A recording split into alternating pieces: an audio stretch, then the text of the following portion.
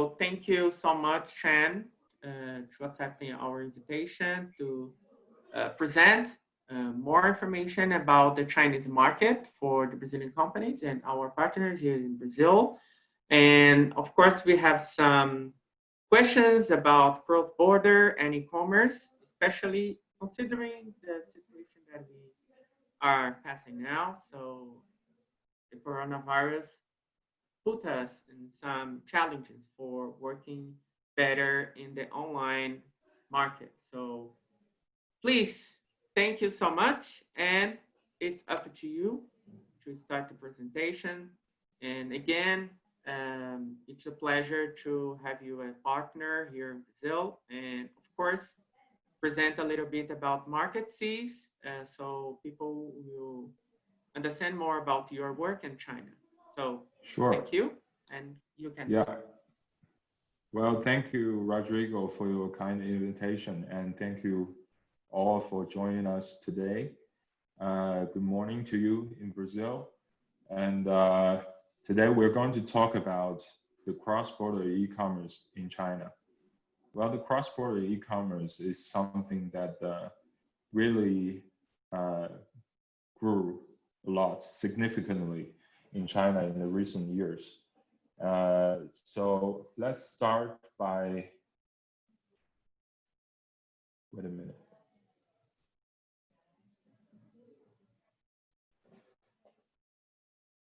Well, let's start by talking a little bit about me. So my name is Shan, and I'm the partner at Marquis, and I'm also the managing director at AHG Strategies, which is a PR agency here based in Beijing. So here is my email address and also my phone number, which is also my WhatsApp. So we can stay in touch. And if you guys have Wechat, it's also fine if we can get connected on Wechat. And Wechat will be really useful if you want to get in touch with the Chinese business. If you want to do business with China or do business in China, it will be a really helpful tool, okay? So who are we? So we position ourselves at the Marquis as a marketing and trade firm, which is sales oriented, because for a lot of trade companies, they only buy and sell. They don't care about the brand. They don't build the brand for foreign companies in China. So that's the pain point that we want to solve for all the foreign brands. So we want to help you build the brand and also help you grow the sales in China. And here you can see some of our services. And yeah, so we can help you with the market research and analysis. We can also help you with the market, the brand positioning, and so on. And we have mainly 3 solutions for foreign consumer brands. So the first one is the country branding solution. So we think the country branding really plays an important part in boosting your own brand and also the sales in the market. And we also provide the influencer marketing solution. As you know, the influencers in China, they are really a powerful media to raise the brand awareness. And we also have Wechat e-commerce solution, which is a cost efficient solution for brands that don't have big budgets. Okay, so here is our team. I'm very proud to say that we are a team formed by different professionals who have very strong background in different fields. So for example, marketing, sales, logistics, international trade.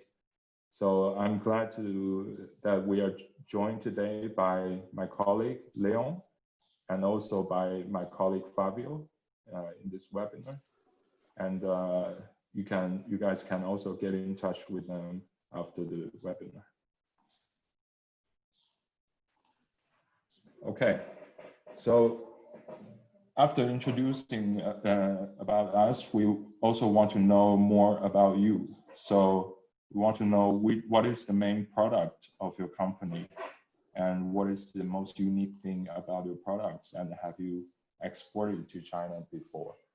So anybody who wants to share a little bit about you, so that we can get a better idea of how we can present the cross-border e-commerce for you.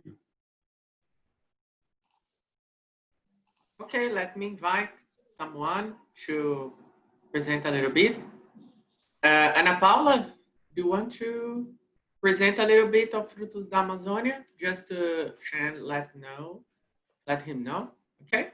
Just the company and what you're doing at Frutos da Amazônia. And also, Elo, do you want to present a little bit about Vapsa? Oh, unfortunately, she's not here anymore.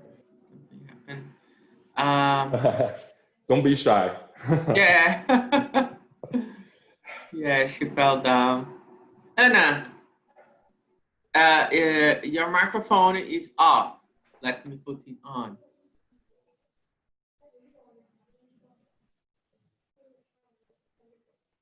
Okay. Okay, let's just wait for 10 seconds. If nobody wants to say it now, we can talk about after the webinar, okay, in the Q&A session. Okay. Okay, so just to let you know, Shan, we have companies like Frutos da Amazônia. This is Amazonian, you know, packaged food company. Like they have biscuits, they have jams, they have cakes in their portfolio with Amazonian ingredients like Brazilian nuts, cupuaçu, and other Amazonian fruits. Okay. And we also have here Biscabon, that is cookies and biscuits manufacturer here in Brazil. And we also had Vapsa. Well, Vapsa, they have a packaged food, and they have like some ready-to-eat dishes, you know? So they are, you know, very Brazilian kind of product because they have Brazilian ingredients, so very special one too. Okay, so this, I think that these are the companies that have already connected. Okay, so you can go ahead. Sure, it's great to know that so many representative food product from Brazil are here today. I myself, I've been to Brazil just for your information, I've been to Brazil in 2018 for a seminar organized by Apex to prepare the companies for the CIE, which is the Import Expo in Shanghai. So I had the pleasure to go to Brazil and taste many of the delicious Brazilian food there. Okay. Yeah. All right. So let's get started on cross-border e-commerce. So I'm sure you are all interested in this idea because you know that the cross-border e-commerce had a great development in China. So as you can see in the chart in the left below, the cross-border e-commerce, this is the number of the product imported in China via cross-border e-commerce has a compound growth rate of 76% over the last 5 years. And it is expected that this volume had already reached 90 billion RMB here in China. So as it's a great opportunity, it's a great market that is growing really fast. And why? Because the cross-border e-commerce is a way for companies to sell their products without actually committing any presence in China, without setting any companies or channels, but just to via the cross-border e-commerce form, it can be done. So why this market is growing so fast? Because in China, we have a large number of mobile internet users. So that's around 1.13 billion mobile internet users. China is among the countries with the highest mobile penetration in the world. And right now we have about 211 million people who shop via cross-border e-commerce, but that's still a small number compared to the total mobile internet users. So that means we still have a large potential to grow the market. Okay.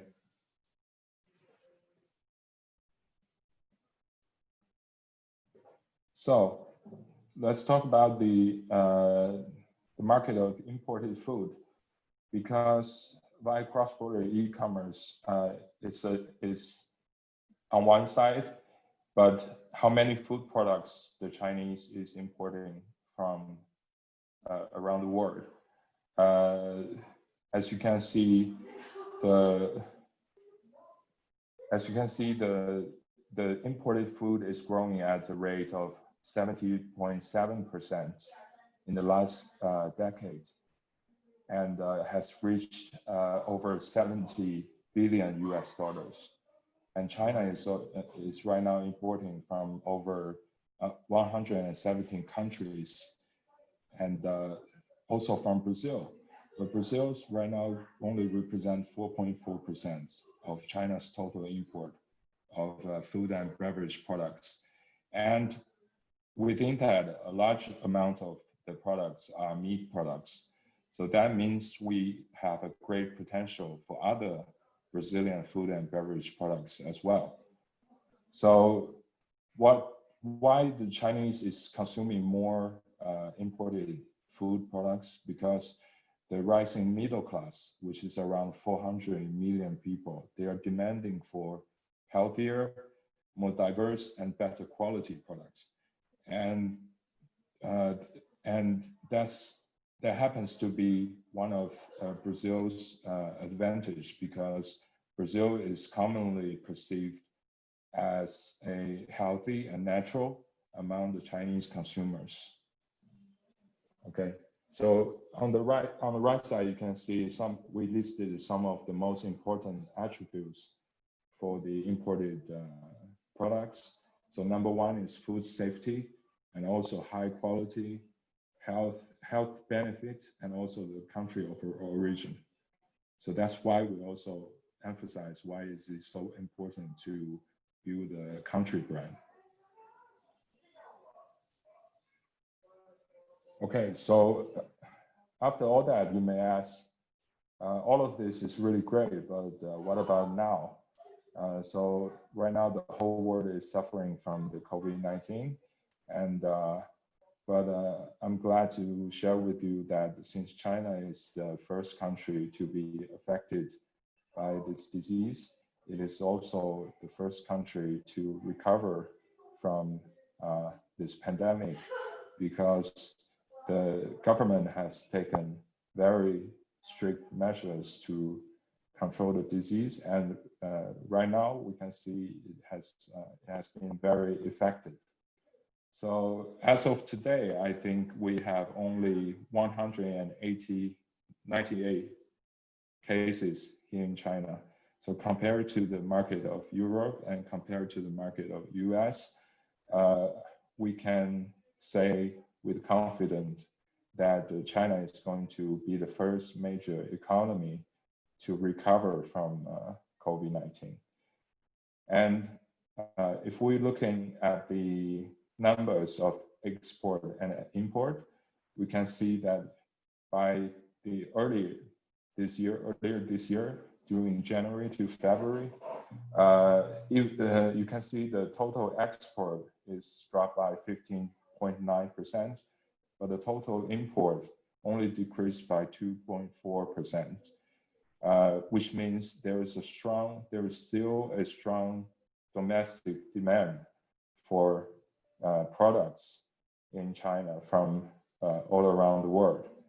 And right now, there's also a very favorable exchange rate between the Brazilian real and also the Chinese RMB. So that means also a very good opportunity to export to China. And in terms of the recovery of the business, there is right now an index called the Economic Recovery Index, which shows 72% of recovery in China as of March. So right now it's probably going to be at about 90 or 80%. So the business has already come back. Okay, and another reason for why there is an opportunity in China, because China has the most advanced e-commerce system infrastructures in the world. So that means people don't have to go to the shops, to the supermarket, but they can just order online and they can get all the food and other necessities delivered to their houses. So that's very convenient. And that's why we want to highlight the e-commerce today. Okay. And during the COVID-19 crisis, there's also one thing very important that I should mention is that instead of giving money to people like many other governments did, the Chinese government, they issued the consumer vouchers, actually digital consumer vouchers via Alipay and Wechat, and that has played a really important role to restore the economy. I think I read the data last week. 1 RMB of consumer voucher has driven about 3 RMB of consumptions in total. So that's also a very good signal about the strength and about the resilience of the Chinese consumer market.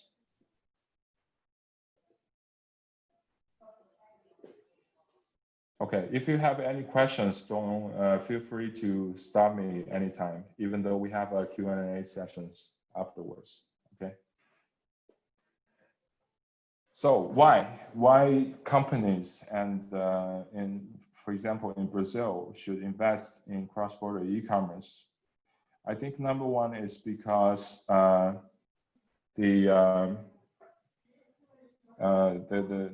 China consumer market is really driven by this idea called the consumption upgrade. Okay, as the number of the middle class is growing, the Chinese consumers, they will need more high quality, healthier and diverse F&B products. And the e-commerce will become a major channel of purchase, well, especially during the COVID-19. So cross-border e-commerce will allow foreign business to reach the Chinese consumers directly. You don't have to deal with importers. You don't have to set up a presence in China, but you can sell your products directly to the Chinese consumers. So the second reason I think is that cross-border e-commerce is a really great way to test your products.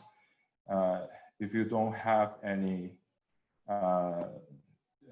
brand awareness, or if you don't have any existing channels, so testing Chinese market is very important because the F&B market in China right now is very competitive.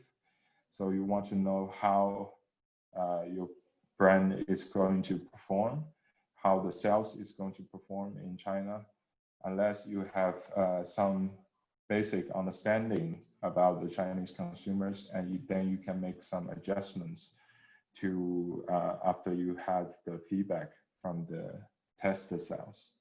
Okay. And I think the third reason for to invest in cross-border e-commerce is that the Chinese government had issued a lot of favorable policies to encourage the development of cross-border e-commerce. So that include a more streamlined custom clearance and also tax cuts, and also the logistics supports, for example, in the e-commerce pilot zone, in the free trade zone. So all of that make cross-border e-commerce more attractive to invest, okay?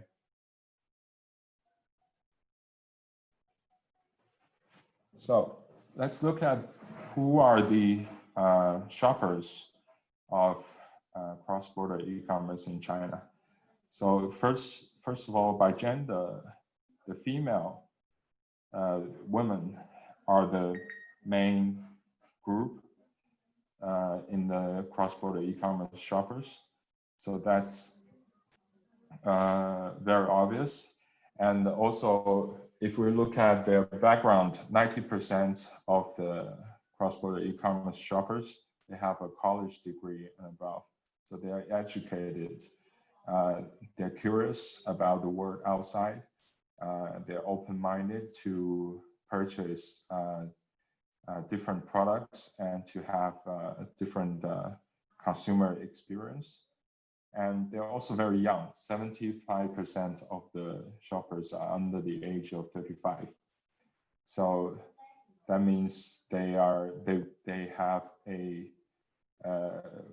have a great purchasing power, and they are also they're brave enough to try out different things.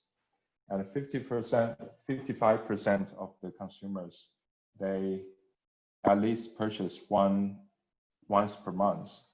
So that means we have a really relatively high cross-border e-purchase rate as compared to before. And in terms of the purchasing power, 52.5% of the shoppers, they have monthly income above 10,000 RMB, which can be defined as the middle income person.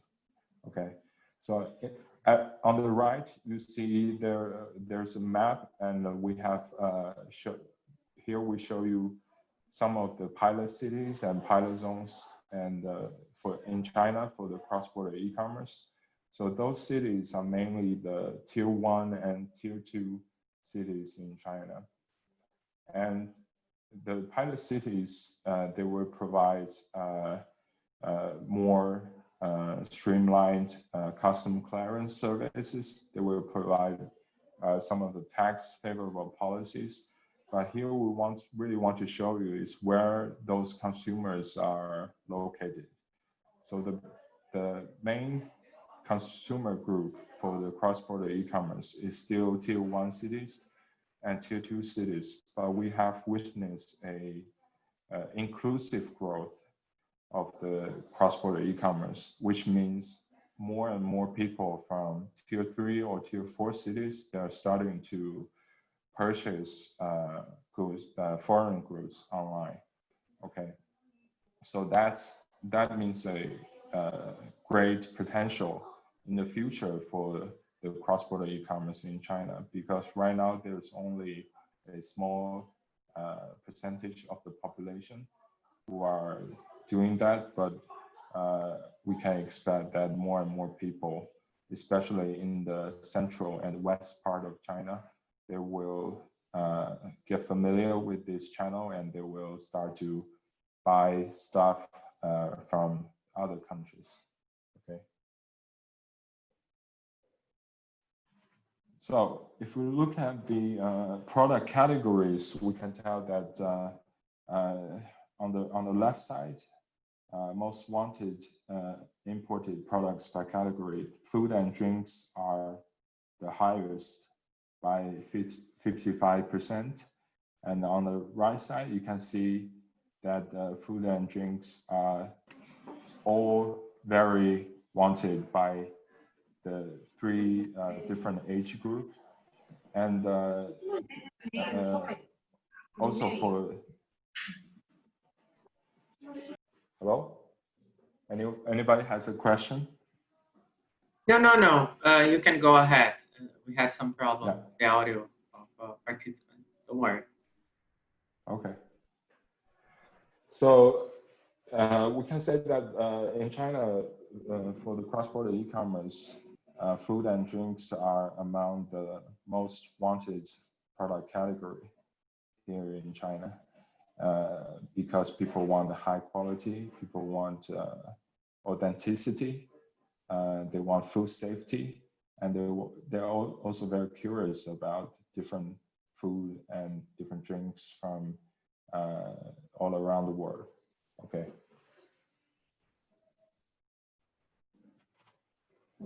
So from January 2019, we have some new regulatory updates and trends in China regarding the cross-border e-commerce.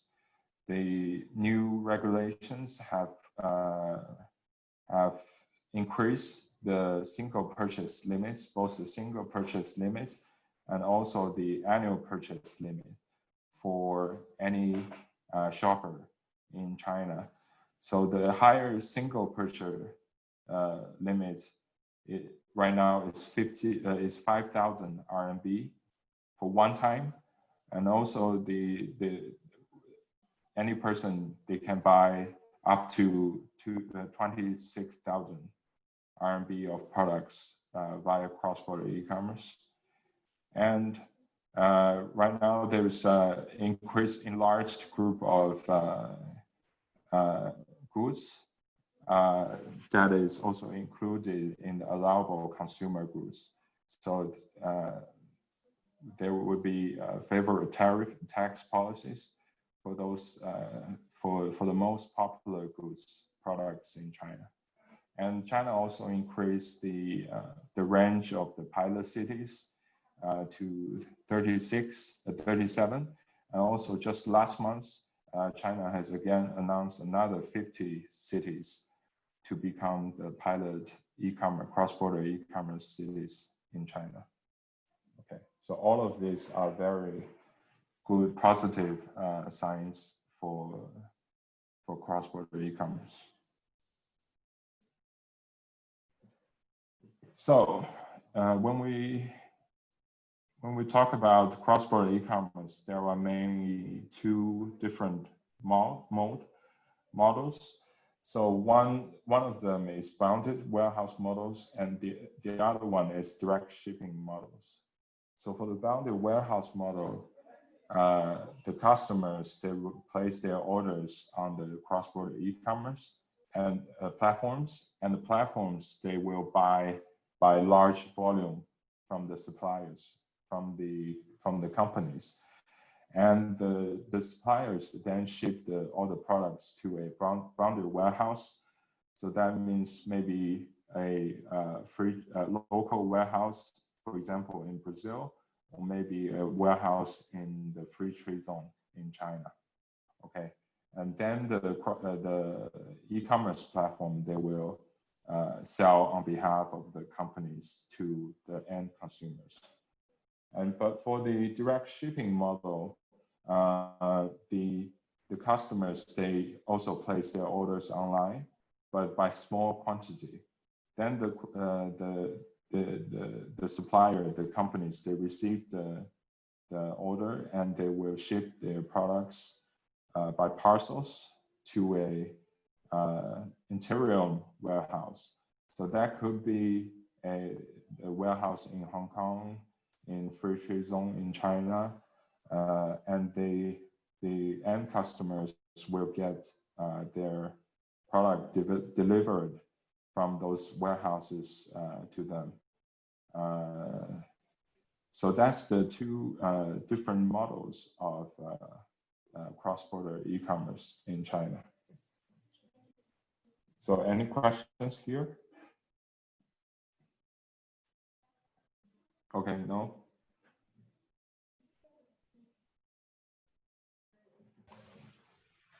So if we look at the landscape of the cross-border e-commerce platforms and models, we can have several categories. On the larger scale, we can say that we have a B2C model, we have a B2C2C model. So B2C2C, that means business to channel to consumer. And we have also self-owned platforms. So that's mainly the three big categories for cross-border e-commerce platforms. And the most common ones, the most well-known platforms are the B2C models. So that include the Tmall Global, the JD Worldwide, and some of the other platforms on the left, which is the online malls. And we have a lot of platforms which is vertical, which is the B2C2C model. That includes some of the hypermarkets and some of the specialty marketplaces and some of flash sale websites. And besides all that platforms, Wechat actually offers an alternative for cross-border e-commerce. Foreign brands, they can build their shops on Wechat and operate the shops from another country. So that shop is essentially self-owned. So that's provide a very cost-efficient way to do cross-border e-commerce. So that's about the whole landscape of the cross-border e-commerce platforms. Shan, just a question. Considering the cost of each option that we have as a platform, I have already talked to you about Wechat. That well, the cheaper that we could have, of course, considering all kind of investment in these kind of platforms. But I just want to understand what are the main difference in terms of costs. I don't know exactly if you're going to explain a little bit more about this, but for example, Wechat, how we can promote a company or a product online. We can sell the product directly, like we can put an email address, or how we promote, you know, because for me here in Brazil, I just have Wechat simple version, you know, just to me understand a little bit how we can sell a product at Wechat. Yes, we will talk about Wechat later in the Okay. There's a slide for Wechat, but what I can say is that if you work with B2C platforms or B2C2C platforms, you deal with the platform. On Wechat, it's an open platform. You can build your own shop on Wechat. So there will be no requirements for example, the sales volume. There will be no requirements for any deposit. So that could be a way to save money. Okay. Yeah. Okay, we will explain the details of those platforms later in the presentation. Okay. But feel free to ask any questions like you just did. Just to open for other questions, but just to explain in Portuguese for everybody. Pessoal, se vocês tiverem alguma pergunta em relação à apresentação do Shan. Vocês podem também colocar aqui no chat e depois, ao final, a gente vai passando para ele os questionamentos, tá bom? Fiquem à vontade. Rodrigo, Evandro, eu acho que sim, é muito bacana, acho que tá todo mundo anotando coisas, eu tô vendo todo mundo anotando. É porque assim, como é um mercado muito complexo, a dinâmica de pensamento deles é diferente, acho que seria melhor realmente ouvir tudo, mas a gente reservar um tempinho para falar depois, porque realmente, eu já tenho aqui 5 dúvidas, mas aí eu acho que só depois. Tá bom. Não, sem problema, só tô abrindo aqui para vocês, e até para esclarecer aí que ele está aberto também aos questionamentos de vocês. Mas fiquem à vontade, tomem nota ou então coloquem aqui no chat e ao final eu abro para vocês fazerem pergunta também por voz e vídeo, tá bom? Shan, you can go ahead while we just clarify people about the questions. So people prefer to make it at the end. So you can go ahead. If you have any question during your presentation, we're going to stop it. But till the end, I think that we will just see what you're going to present us. Okay? Sure. So let's continue.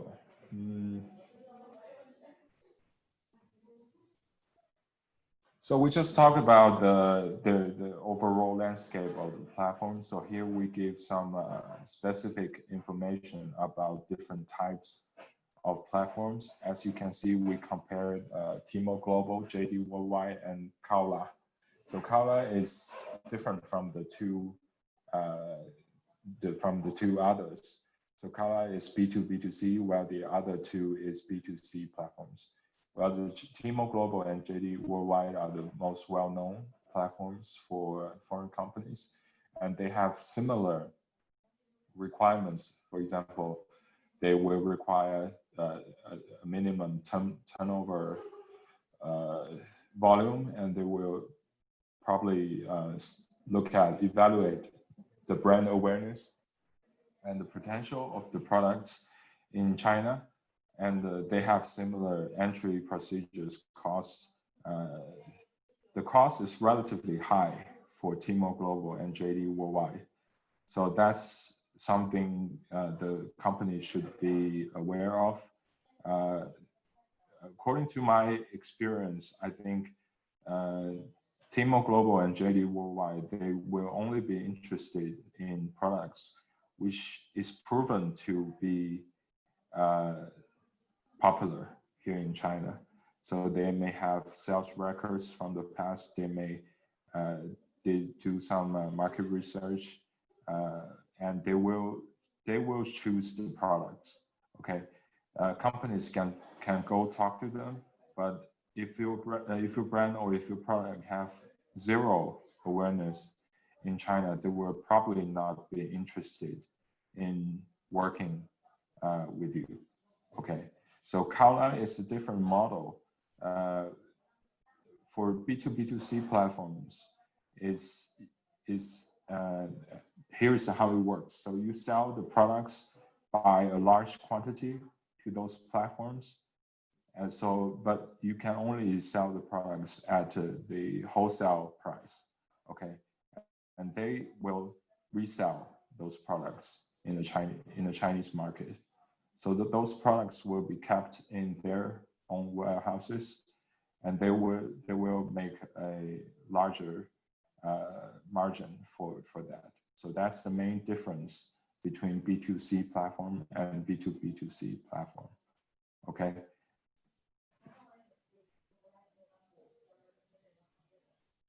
Okay, so let's move on. So if we look at the Tmall Global, we can see Tmall Global is by Alibaba. So it's the largest cross-border e-commerce platform right now here in China. They have more than 3,700 product categories and over 14,000 brands on it. So the Tmall Global actually they also provided a section where they categorize the products from different countries in a certain area. So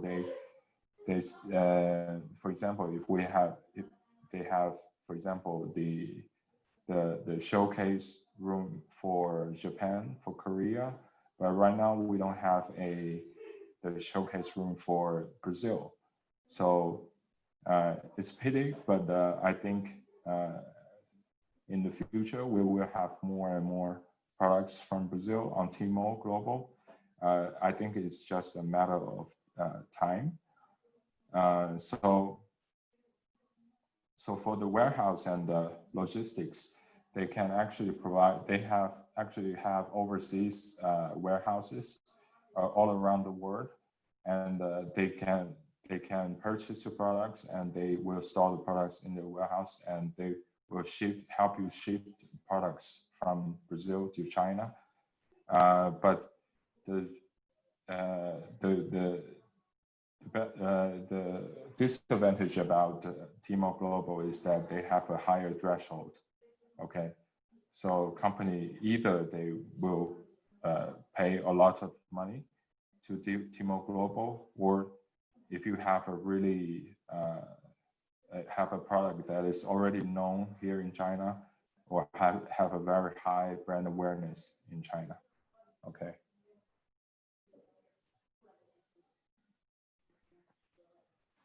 And for JD Global or JD Worldwide, it's basically more or less the same model.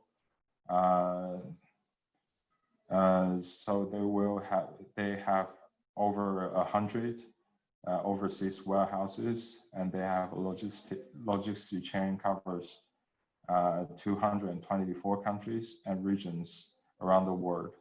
So the unique advantage of JD Global is they have a fast delivery times. So that is known to all the Chinese.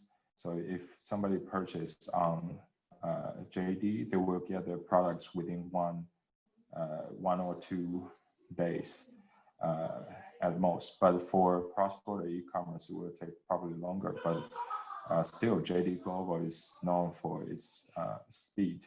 Okay. And that's some of the detailed information about Kaola. So they have 2 models. They have B2C, but they also have B2C2C. So either you can work with them to establish your own shop on their platforms, or you can sell the products in large quantity to Kaola, and they will resell the products in China.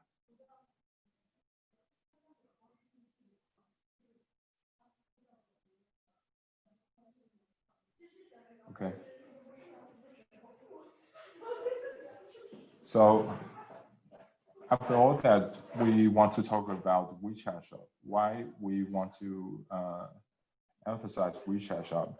Because WeChat is actually the super app in China with 1 billion monthly active users. Actually, I looked at the data yesterday. The users of WeChat actually hit 1.2 billion just last week.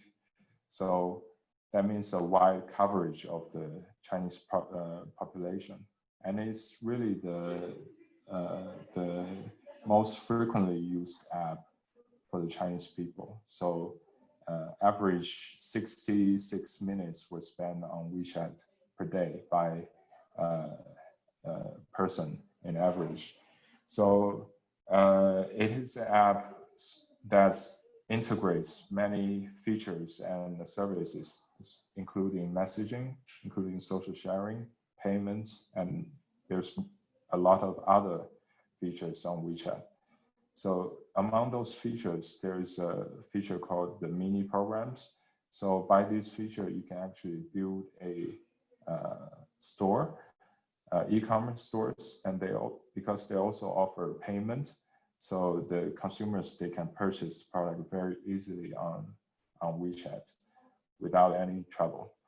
So that's a really a good solution for the newcomers of foreign consumer brands in China, because if you don't have that much of the volume required by platforms including Tmall Global and JD Worldwide, and if you have very limited brand awareness in China, it's a good way to start to test your products and to start to build your brand step by step in China via WeChat.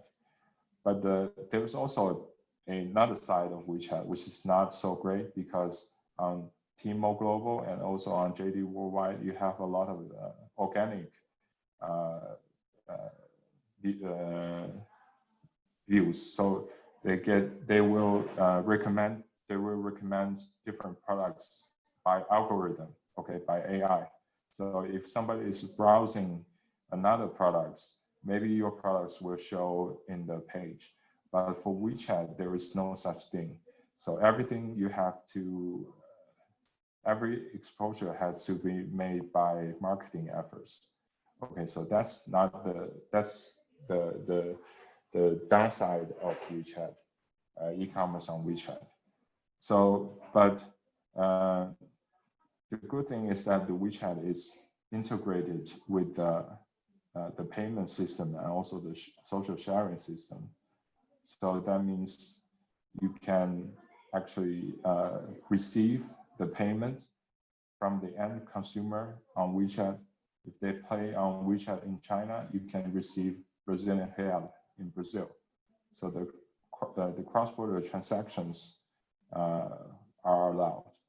And it's really a small cost compared to Tmall Global and JD Worldwide.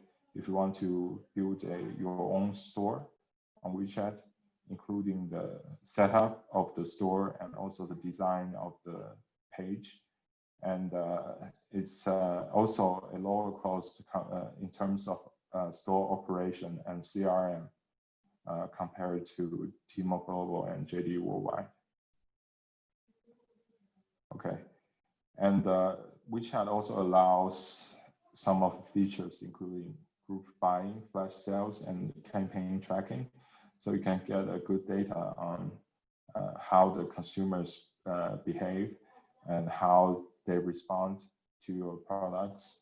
And that will help you to analyze your product, your brand, and if you have that feedback, you can continue to improve on the sales channels. You can continue to improve on the brand, and you can slowly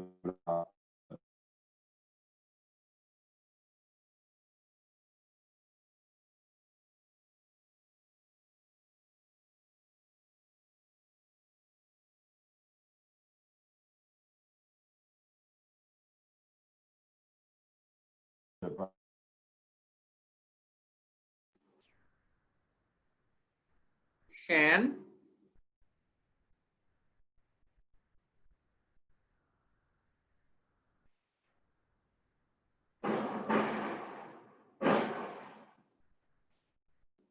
Acho que ele travou, né? Fábio, você tá com a gente? Oi, tô sim. Eu vou mandar uma mensagem para ele no Wechat, avisando que tá sem som. Ele deve ter caído a conexão dele. Can you hear me? Hi, you're back. Hi, yes. We heard you. Now I can hear you, Shan. Can go ahead. Shan? Não, Evandré, o Fábio está tentando falar com ele.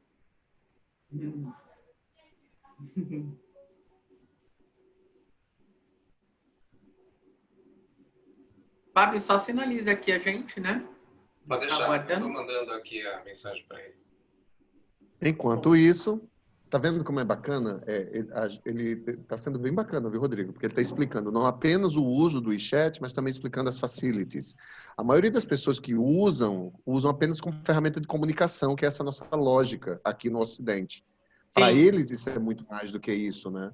Eles fazem pagamentos a partir dele. Então, isso é muito interessante. Uhum. Eu até perguntei para ele, né? Sabia que durante o conteúdo que a gente já tinha compartilhado, né?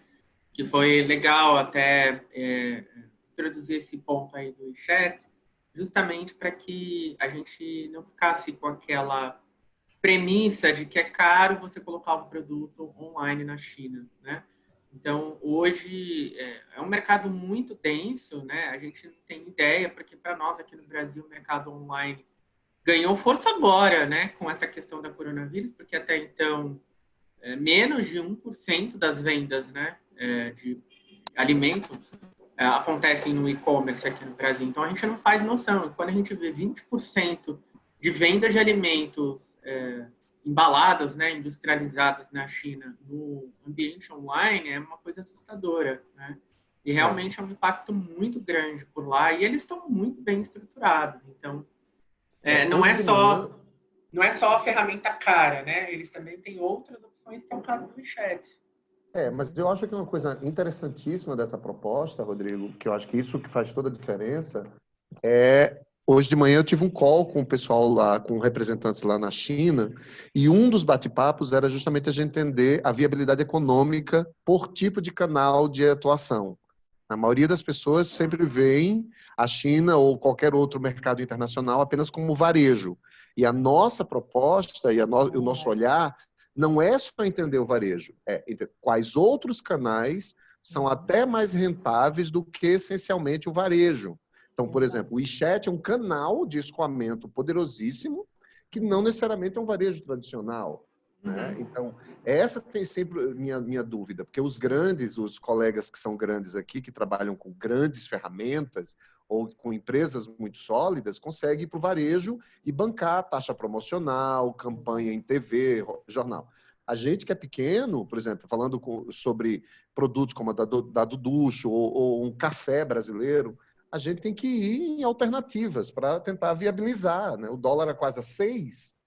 Assim, ou você tem um canal inteligente, ou você não consegue se sustentar num país como China. Evandro, você me permite colocar... Ele voltou, Rodrigo? Então, eu Voltou. pedi para ele reiniciar. Vamos ver se... Tá, claro. Are you back, Shan? Não, então, vamos retornar, Yeah. porque aí ele termina também o conteúdo, e aí vocês podem também contribuir, e ele até esclareceu um ponto, né? Shan, you can go ahead. You fell down, so... Can you hear me now? Yeah, Yes. don't worry. I can hear you all the time, but I don't know why my voice didn't work. So where we're at? Yeah, you are at the Wechat. Yes, that's the one. You can go ahead. Yes. So I think I was saying that the WeChat shop model is more of a direct shipping model. So actually, the companies, they can send their products to the warehouse in Hong Kong.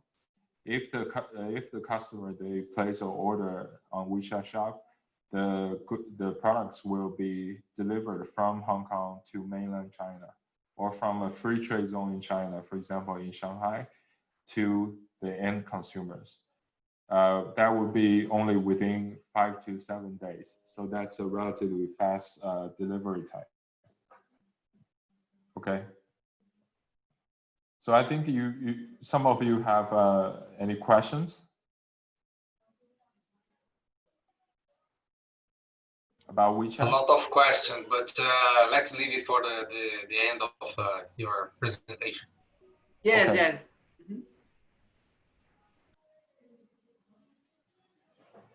So here we can compare several different models of cross-border e-commerce. So number one, first, we didn't talk about this, but of course you can set up your own website outside of China, and you can sell the products there. That would be very cheap, but there is also some problems for that, because number one, if you don't have any brand awareness, nobody is going to find your website. And it's also very long delivery time, and there's no customer service. it would be very difficult to operate from, for example, Brazil. Okay, so that's the number one. So that's the first model. We don't recommend this model, which is the company standalone website, unless there's a very high brand awareness of the products. Okay, so the second model is the B2C. So that would be ideal. So there will be high user traffics. There will be sales supports for consumers provided by the platforms. But there is also a lot of competition on those platforms, and you have to meet a minimum requirements to enter those platforms. And also the cost is relatively high. So that's for Tmall Global, for JD Worldwide, and also for for platforms like Kaola, because they also provide B2C model. And the third model is the B2C2C. So, well, the advantage is that you don't have much risk. Because you sell the products by a large quantity to a platform, but the margin is relatively low because you can only sell at a wholesale price. Okay, and you don't also control the brand, because the platform they will control the brand. And for the B2C2C model, there are a lot of verticals.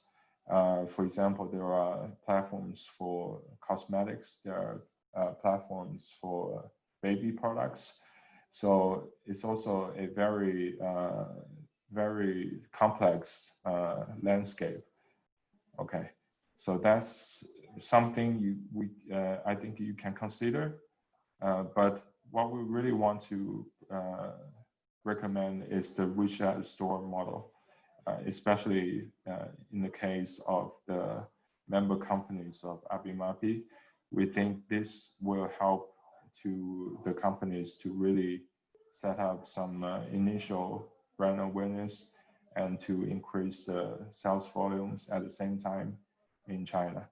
But to operate the Wechat store, you have to find a local partners to do that, because that requires a business license and also ISP license.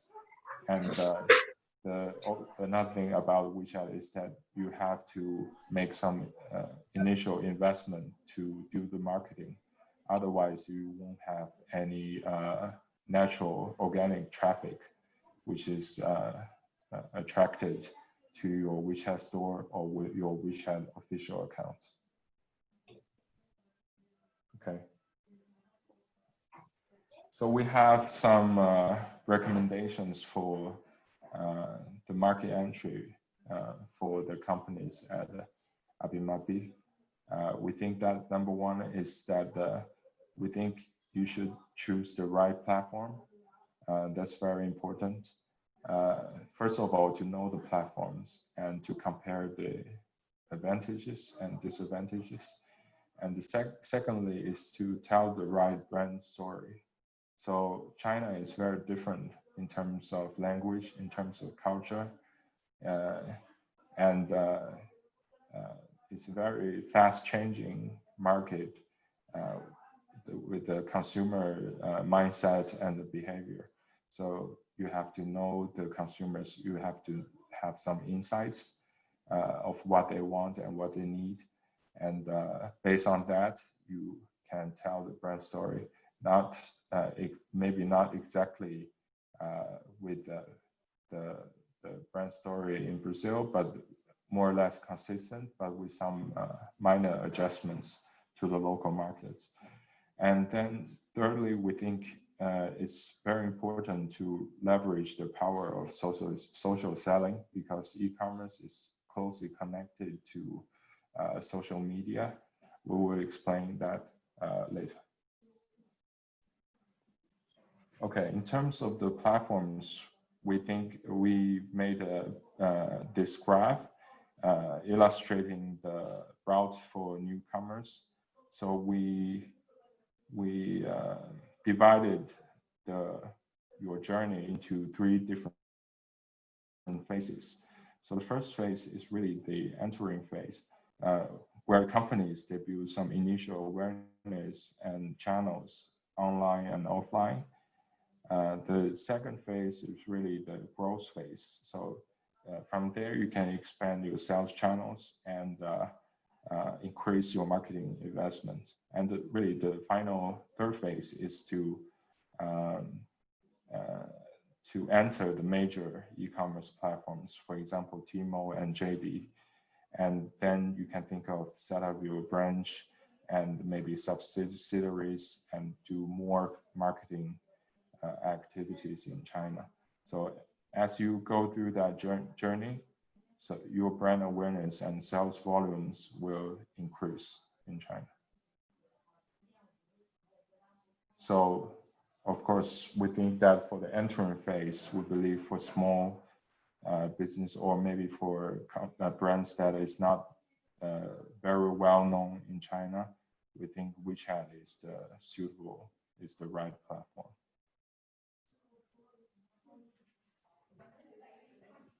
So when we talk about the brand story, we think that in the Chinese market right now, the country of origin effect is very significant, influencing consumers' attitudes and choice. Because the consumers, they don't have that much information about the specific products categories, but they will have a perception on the country. And that helps them to understand what the product is about and what the product stands for. So Brazil gladly is generally perceived to be natural and healthy among Chinese consumers. So that's especially is an advantage to reinforce the brands of the companies at ABIMAPI for food in China. So we think there are 3 steps that is very important to tell the right brand story. So number 1 is that you should define your brand message according to the product benefits and plus with the local consumer insights. So that's a 2-way decision process. And the second step is to leverage the country branding to reinforce the awareness. And the third phase is that to adapt your brand message into local language and cultural context. So all of these 3 steps are very important in terms of building the right brand in China.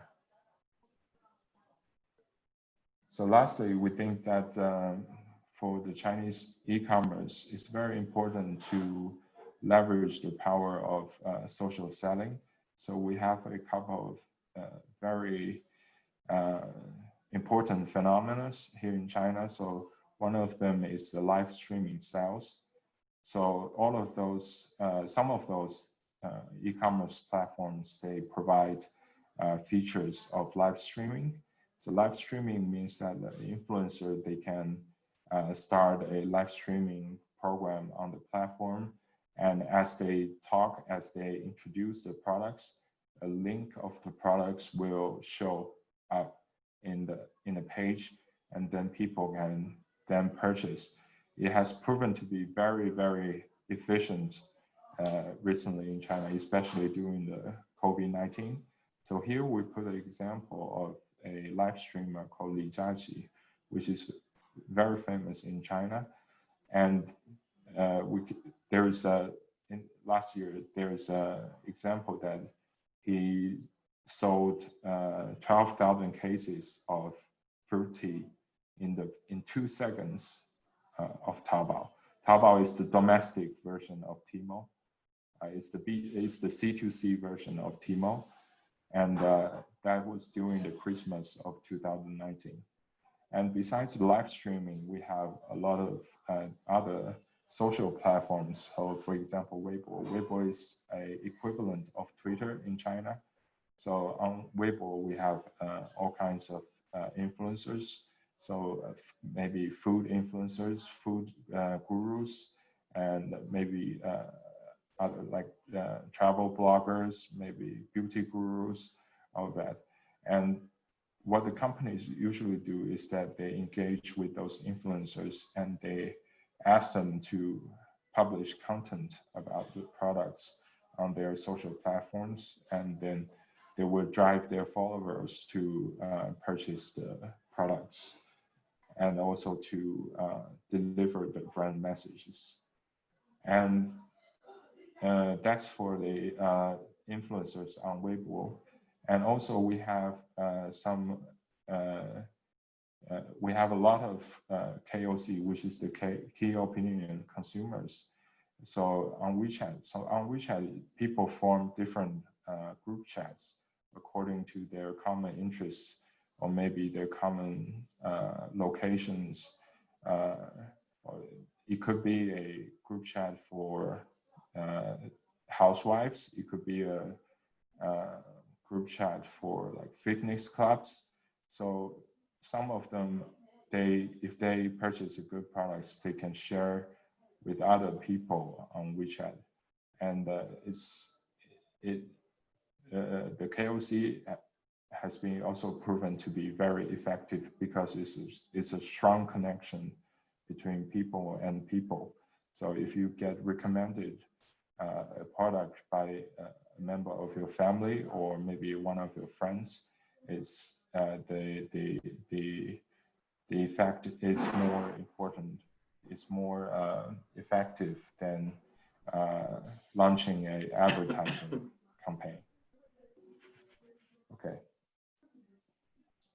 So that's basically what we want to talk about on the cross-border e-commerce in China. So if you have any questions, please feel free to ask. Okay, Shan, thank you so much. Well, I will open for the questions. We don't have any question from the chat, but if anyone want to address some question to Shan, please. Evandro, do you want to do it? Yes, just one. Shan, thank you very much. I think I love it, your presentation. I think it was a great experience to know. But we have a big challenge for us as a Brazilian with labeling. In China, the labeling it's totally different. But I know it's we need to go forward with some different rules. Did you talk for us a little bit more about the labeling in the food products? Did you have any information about? Well, yes, all of the products imported to China has to be labeled in Chinese. Okay, no matter it's imported via trade channels or imported via cross-border channels, the same. But in the original package, or we can just put the stick on their original ones? Yes, the sticks. Hello, can you hear me? But just for complementary question, did you know any informations about the formal rules? One kind of website we can find the final rules about how to make the labeling for China? Well, we have this document of how to label the products. We can share that document with you later, but I think we only have the Chinese version. So maybe we'll have to do some translation and share with everyone. All right, thank you very much. I appreciate your help. No problem. One thing I also have to mention is that if you sell by cross-border, there are some of the regulations, regulatory things you can avoid. Because recently we just talked to a company who produce organic products. So if they export to China via normal trade channels, they have to acquire all the organic certificates in China. But if they sell via cross-border e-commerce, then they don't have to go through all this process. Also that's also the case for cosmetics. I think maybe cosmetic doesn't have a lot to do with you guys, but we had clients before who are producers of cosmetics, and in China, if they export to China via normal trade channels, they have to do the animal testing. But a lot of brands, they wouldn't do the animal testing, so they choose to sell via cross-border e-commerce.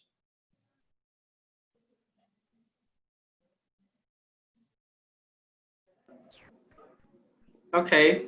Evandro, do you have any other question? No, I'm okay because I have any answers about it, what I thought, what I needed. Okay. Shan, you want to address something?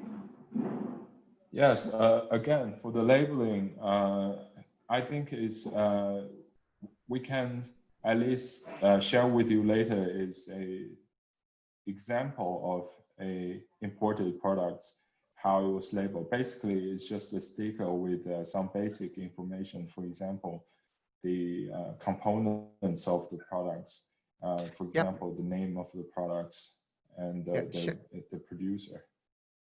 Yeah. Shan, just to add one thought, because for us as a Brazilian, we have a little bit different brand identity composition.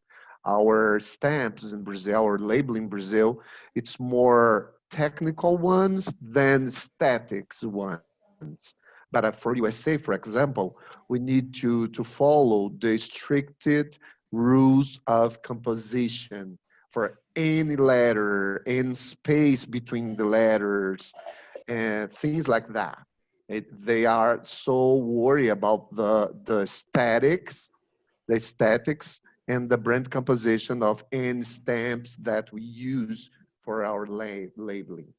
But in China, I saw many different products with different formats. Some of them in vertical or just on border or in different colors. This is my question initially, because I'm not sure about if you have one specific format for the composition of the brand identity, or it's a kind of free ones. You just need to put a technical information, then it's all. It's nothing more. Well, for us, it's a big worry when you make the original composition. Do you know what I mean? Yeah. What I can tell you is that cross-border e-commerce has a lower requirements for, at least for labeling. Okay, so if you go through normal trade channels, there will be a very strict way of labeling. But for cross-border e-commerce, you can just put some basic informations on the label. Cool, thanks very much. Yeah. Okay, Shan, I have a question for you about the cross-border.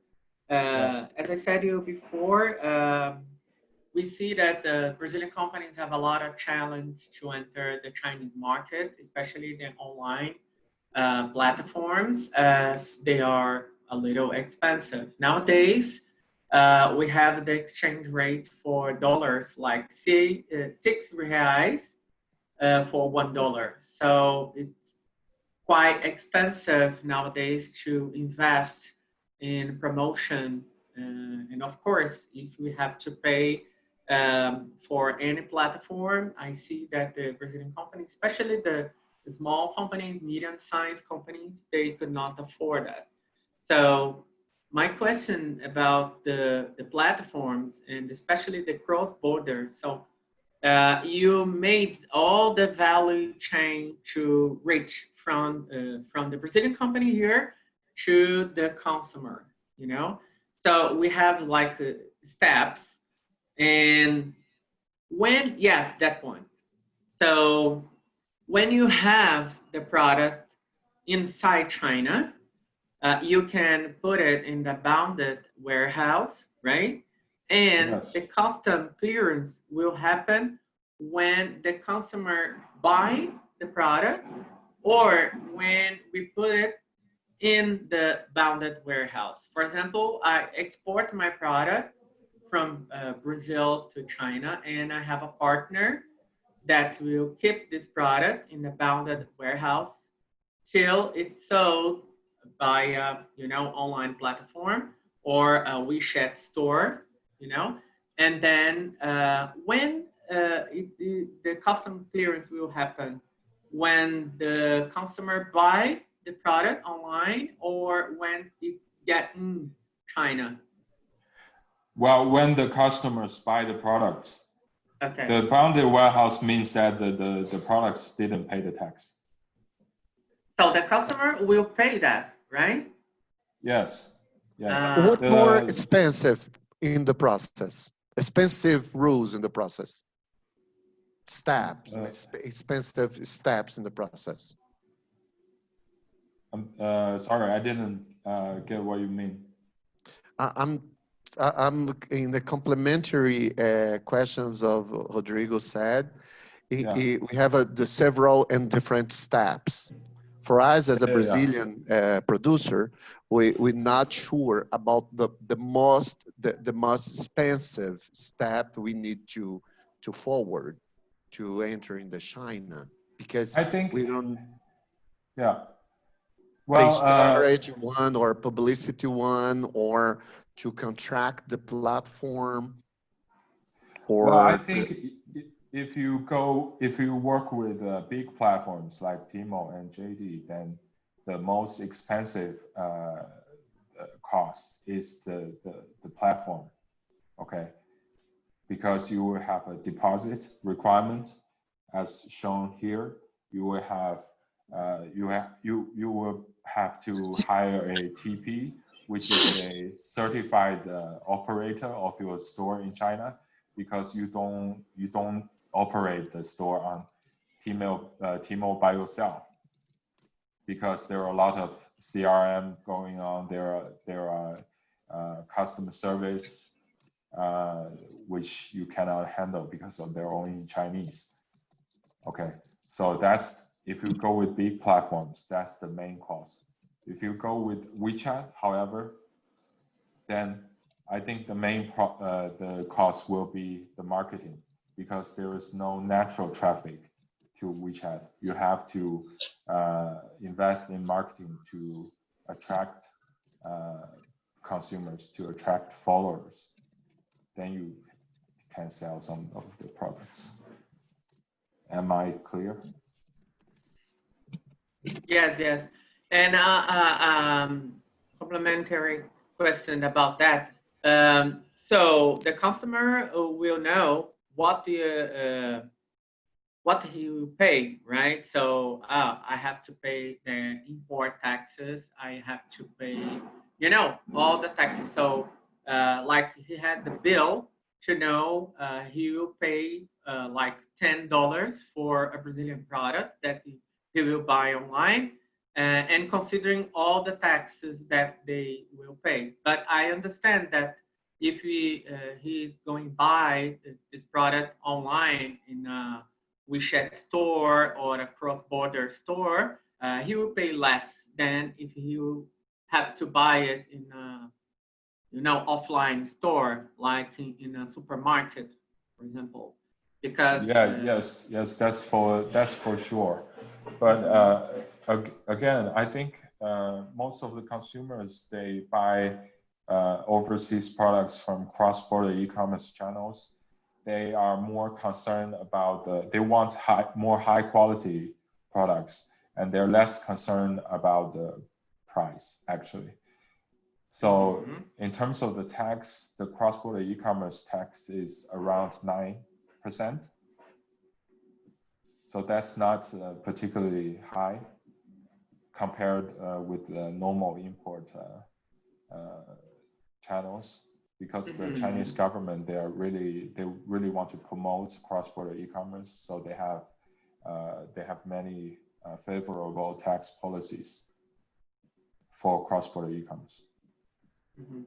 And I think that 2 weeks ago, something like that, 2-3 weeks ago, or maybe 1 month ago, I think that the Chinese government had a new approval for cross borders in China, right?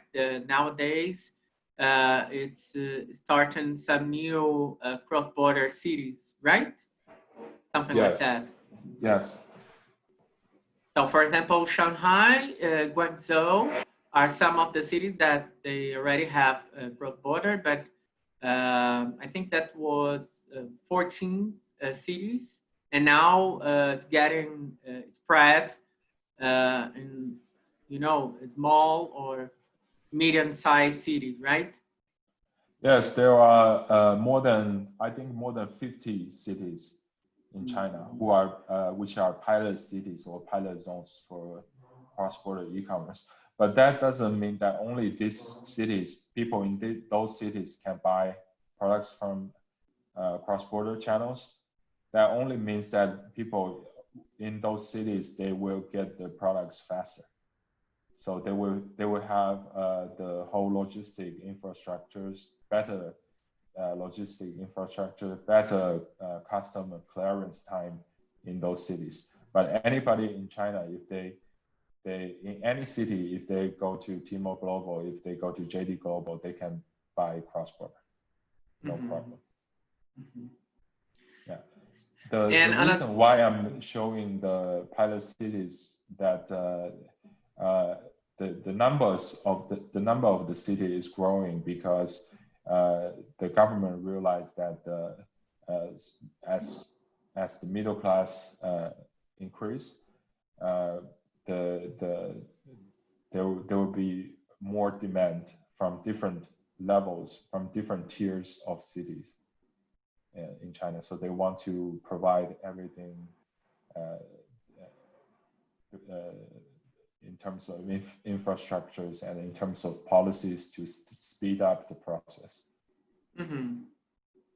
And some other question about the Wechat store. For example, if us from ABIMAPI, if you want to support Brazilian companies to get in a Wechat store or for a Wechat promotion, how you can see the way that we can support the Brazilian companies? For example, is there a page that we can promote? I'm not sure, like a group, or we just have to, produce some online materials and then, get the right way to promote the Wechat. For example, if we have a partner like Market Seas in China to, organize some online materials, then we can promote the Brazilian companies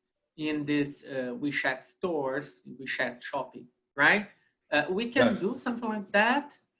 Yes. The first thing about if we say, for example, if we create a WeChat shop for you, we will create an official WeChat account at the same time. So the official WeChat account is similar to an official Facebook page of your company, of your products. Okay, it's like a mini website, but it's mobile. It's on your cell phone. So actually, in China, the usage of mobile internet is way higher than the usage of PC internet. So everybody is on their mobile. So in China, if you have an official WeChat account, that means you have a mini website. Okay, so we will create a official WeChat account at the same time, and this official WeChat account will be connected with your WeChat store. So on the WeChat account, It's the product information, it's the company information, and all the marketing content. And you can like post updates on those WeChat accounts. And that drives the growth of followers. And then for the WeChat store, then you convert the followers into consumers, okay? When they make the purchase. So that's the number one thing we can do in terms of marketing for WeChat shop. The second thing is that we can leverage the social influencers. So like I just said, there are social influencers on Weibo, which is the Twitter of China. There are social influencers on WeChat itself. And we can place the products, the brand information, let's say advertisements in the content of those influencers. And they will have the link, they can have the link of the WeChat store, the link or the QR code of the WeChat store in the content. And that will drive some of the other growth of followers and consumers. And I think— Shan, just a question about the influencers. Yeah. How expensive could it be to have an influencer to support the promotion of, a Brazilian packaged food, page? And, as ABIMAPI members, how expensive could it be to have an influencer for packaged food in China? Well, the influencers, there are expensive ones. There are less expensive ones. So of course, but we think that maybe in average, let's say for a Weibo influencers with 500,000 followers, if you want them to post for example, if you want to ask them to tweet about your products, then it may cost something like 5,000 to 10,000 RMB. So that would be more or less the same in Real right now. 5,000. Okay. For sure. So that's like the average, but you can go very high if you want the top influencers. You can also go very low. For example, if you want to leverage the key opinion consumers, so those people, they're not necessarily influencers, but they have a strong influence over their family, maybe their friends, the people around them. So for example, if like a housewife, so we can actually use the WeChat shop to leverage those people. If we give them a discount on WeChat, and if they share the products to a number of people, we can actually set up a feature to let her buy the products at a lower price. So that's like something like a flash sale. Let me add something here. When we are talking to many Brazilian companies, what we usually find is that the Chinese consumers don't know exactly what is the product we are trying to sell, because some of our products are very particular, are very Brazilian. I would say like açaí, pão de queijo, cachaça. In this case, what we have been advising the companies is to work firstly in the institutional image of the products and how they are consumed in Brazil, and how it's prepared and how people eat, and what's behind of the product itself, because this for sure will help a lot when we are trying to reach the consumers. As Shan told us, it's a different approach in China. We must have a story. We must explore the benefits. We must show how the Brazilians are benefited with the products that they are eating and they are drinking. And that's the very basics. And in most of the cases, the initial investment is not affordable for all the companies. And that's why we have been advising also to join ABIMAPI and any other business association that are linked to Apex-Brasil in the sectoral projects, because this can help a lot to go into the market in the first steps. And then there is that curve that Shan showed. The entrance is more or less the same for all, but during the time they will have a huge potential to grow, and then you go to a Tmall or to a JD platform, and then you have another approach, another level for the marketing and sales investments. Perfect, perfect. Yes, we have to grow step by step. You know, maybe, well, we have started like in a very strong way in 2018 when Apex-Brasil decided to take part of CE Trade Fair, so in China International Import Expo. So we had a lot of Brazilian companies taking part of this fair for the first time. We had also a lot of Brazilian companies visiting China, you know. So that was my first time in China too. And so we had started, you know, a strategy and some activities in the Chinese market since that event, you know.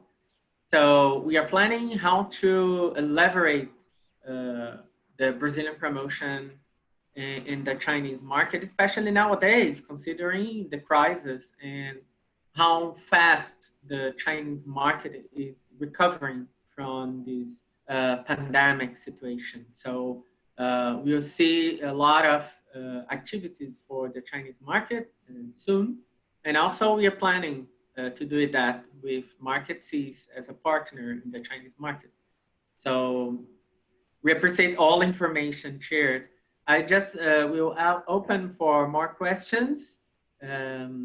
Pessoal, alguém mais gostaria de fazer alguma pergunta, alguma colocação? A previsão de encerramento do nosso webinar era 11h30, né? Já passamos aí um pouquinho do horário, mas deixo aberto para outras perguntas. Alguém gostaria de fazer alguma outra pergunta? Paulinha, você está aí conosco, né? Tudo ok para você? Se tem alguma pergunta? Oi, eu tenho sim, na verdade. Shan, you have mentioned that the Brazilian products are perceived as natural and healthy for the Chinese population. Yeah. Can you explain a little bit more how Brazilian brands could take advantage of that perception? Because I have been in China in 2018 for the China International Import Expo fair. And as we were walking through some grocery stores, we've noticed that our perception of healthy is not entirely the same as the Chinese perception. Like our perception is mostly similar to the United States and maybe Europe. So I had a little bit of a doubt of how exactly is this healthy and natural perception, and how can brands take advantage of that? Well, I think number one, the Chinese people, they think that right now they prefer to have low calorie products. Okay, so anything which is low calorie or maybe zero calorie to the Chinese people is healthy. Secondly, I think Chinese people are really concerned about the ingredients. As long as if the ingredients are made of like natural ingredients, not chemical ingredients, they will think that it's healthy. Okay, and they also really care about the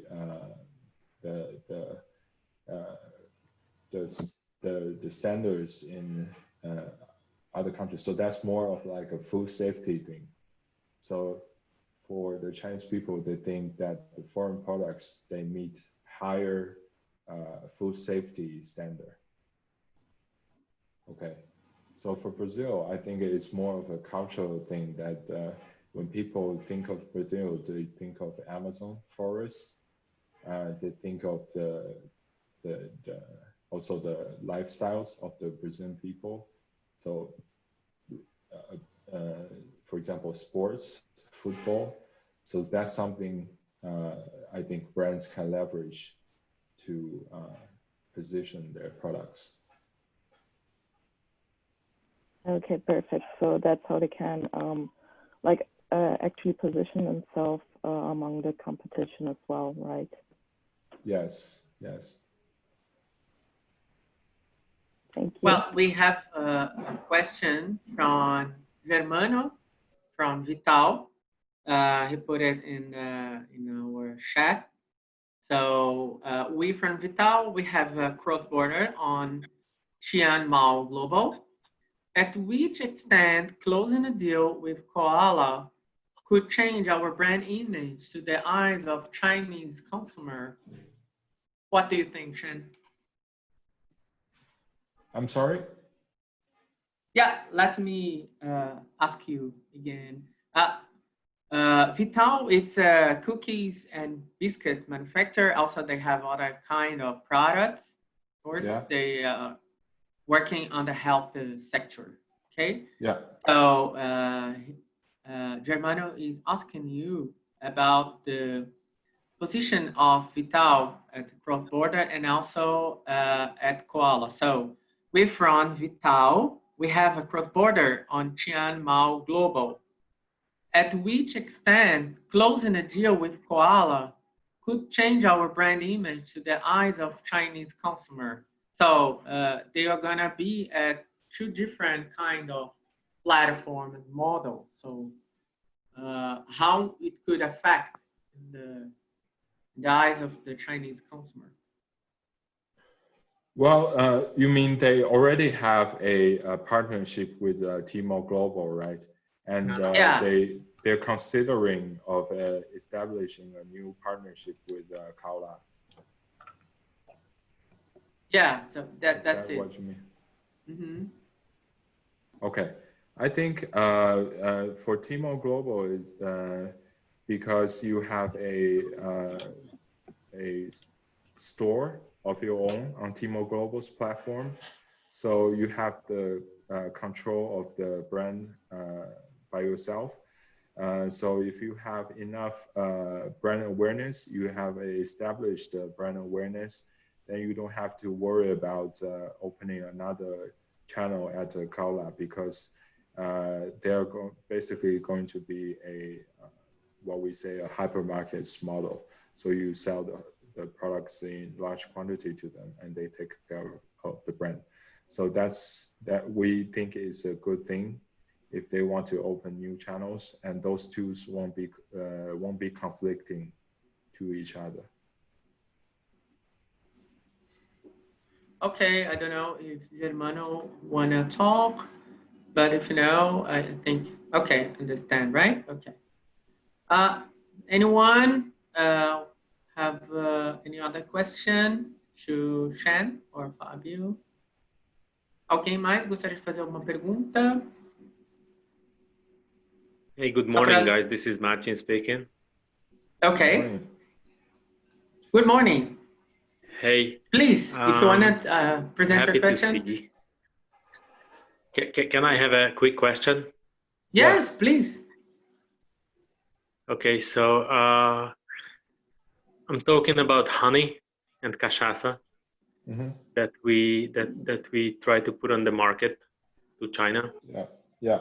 And what I see is that the decision makers need to see scenarios with numbers. Like they always tell me that okay, what are my options? So how can I choose the best option? Because either I do an investment from the very beginning to market and brand, or at the other end of the scale is when it's a commission-based model. Like everybody gets paid when the product is sold. Yeah. So they don't really understand the scale, like what is happening when I have to do my investment from the very beginning as an exporter, or how can we move closer to the model that it is sales based, like, okay, we sold the product, everybody gets its share. So this is my question. Do you have any options for this? Yeah, I think if we are talking about the sales-based model to collaborate with not just us, but a lot of other companies in China, you have to, first of all, let everyone have confidence in your products. Okay, so that's basically you have to show them that why your product will sell in China. Okay, if for example we had talked about we talked to some of the companies in Brazil who produce acai.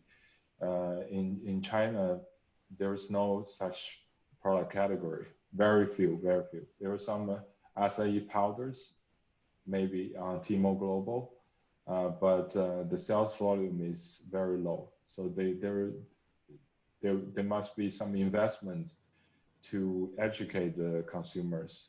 So if the companies, they don't see especially the trading companies, if they don't see the short-term profits or the short-term perspective prospects of the products, then it's very hard to strike a deal based on the sales. Okay. I always say that the Chinese consumer market is really has a really great potential, because it's one of with its population, its rising middle class, and the trend that we're seeing. Everybody wants to get into the Chinese market, but it's going to be a competitive market. So it's like a theme park for the brands. It's going to be really profitable if you do the things right, but you have to sometimes, for certain brands, they have to make some initial investments to get things going. We in China, to work with those cross-border e-commerce platforms, there's one thing I think I should mention, that is that you have to work with a certified TP. So a certified TP is a operational company certified by, for example, Alibaba or JD, to operate the e-commerce stores on their platforms. When we talk to those companies about some of the not so well-known brands, so for example, from Brazil or other countries, they always say that they don't see the potential of those brands. They're not sure of the potential. There might be risks. So if the brands, they're reluctant to do some initial investments, it's really hard to prove that those products can sell. So for example, for acai, we think if more people know about it, I think it will have a great market in China, because it's a food category for like people who like to go to fitness club, and there are a lot of them, those people in China. So once they get to know the products, they will like it. But the problem is that the brands, they're reluctant to do some initial investment to make the first step, okay, to introduce the products or introduce the brands to some of the seed consumers in China. So I hope I answered the question. Yeah. Shan, okay. let me just ask something, Shanghai. It seems that cachaça can be sold as cross-border e-commerce in China, is it? Yes, you can. Yes. You can sell or don't? You can't. I can. Okay. Yeah. But I think there are already some cachaça products imported by importers, by trading companies.